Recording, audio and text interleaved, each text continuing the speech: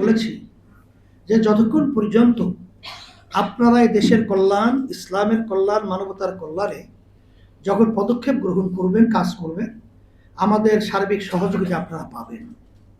কিন্তু যখন দেশের বিরুদ্ধে, মানবতার বিরুদ্ধে, ইসলামের বিরুদ্ধে কোনো কার্যক্রম আমরা দেখব, তখন কিন্তু আপনাদের বিরুদ্ধে আমরা রাজপথে নামতে বাধ্য হব।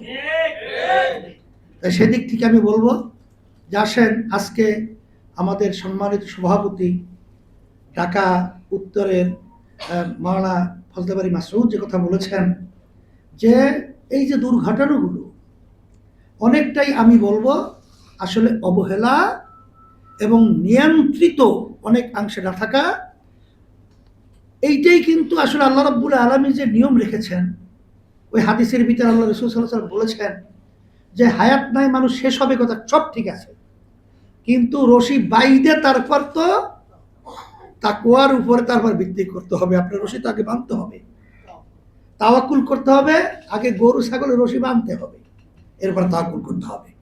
তার সর্বক্ষেত্রে যদি সুন্দর পরিবেশ তৈরি করা যায়, তারপরে সুবিধা অসুবিধা ভালো মন্দ সেটা তো এক আদার্স, অন্য একটা জিনিস।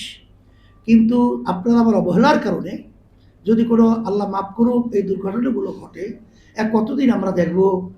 আজকে বাজারের ভিতরে নিয়ন্ত্রণ, আজকে বিভিন্ন ওই যে খাবার যে ভেজাল যে বিষয়গুলো, যেগুলো আমাদের বাংলাদেশের ভবিষ্যৎ প্রজন্ম, এই যে মাদকের যে সয়লাভ, যে ভবিষ্যৎ প্রজন্ম সন্তানগুলো ধ্বংস হয়ে যাচ্ছে, এরা সরকারের একটা গুরুত্বপূর্ণ বিষয়, এটাকে নিয়ন্ত্রণ করা।